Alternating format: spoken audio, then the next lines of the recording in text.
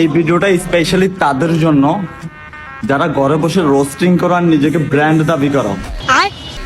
বুকের মধ্যে দম থাকলে রিং এর ভিতরে আসো, দেখি তোমার কত জোর আর আমার কত জোর। Open challenge bro, open challenge. I খেলবো। খেলা হবে, খেলা হবে।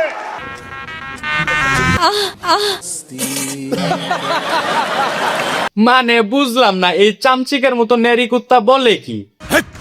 কি বলছিস তুই? আরে মিশা ভাই, কুত্তা বাংলাদেশে থাকুক আর দুবাই থাকুক, কুত্তা তো ভাই কুত্তাই থাকে। ঠিক বলেছো। তবে আপনারা যাই বলেন না কেন, এই ভিডিওটা কিন্তু ভালো লাগছে।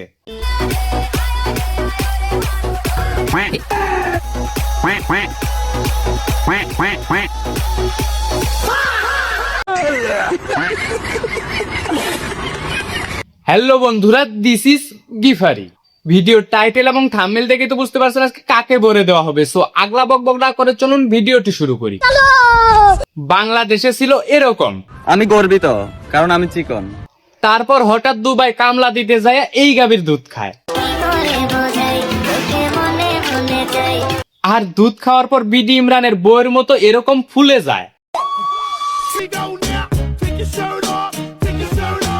আর ফুলবেই না কেন, পুষ্টি কি কম নাকি? প্রাণ দুধ, শুদ্ধতায় ও মমতায়।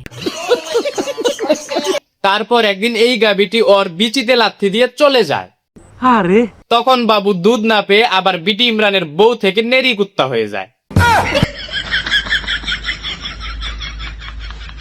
এখন ভাই দুধ তো খাওয়া লাগবে, তাই পুষ্টির অভাবে গাভী খুঁজতে খুঁজতে খুঁজে পায় এই রাশিয়ান বাছুর।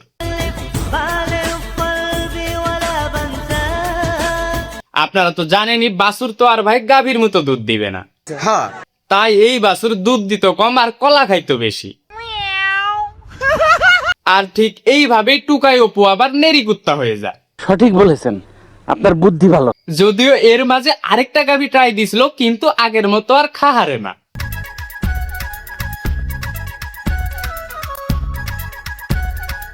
বিষয়টা একটু ব্যাখ্যা করবে? অনেক কিছু সুস্থে সুস্থে আর মুখে রুচি নাই। আর এই অপুষ্টিজনিত নেরি কুত্তা আবার রোস্টারদের চ্যালেঞ্জ করে রিঙে যাইতে। এটা হাস্যকর।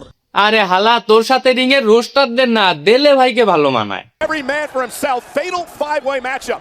Jericho and Owens go right after set. এখন মনে করেন গাভীটা চলে যাওয়ার পর থেকে আস্তে আস্তে শুকাই যাইতেছে। নিঃসন্দেহে তুই ঠিক কথা বলেছিস। কিন্তু মানুষ তো বুঝতে পারবে কোন পুষ্টির অভাবে শুকাই যাইতেছে। যা বুঝবার আমি বুঝে গিয়েছি। তাই মানুষকে দেখানোর জন্য জিমে গিয়ে কুত্তার মতো লাফালাফি করতেছে।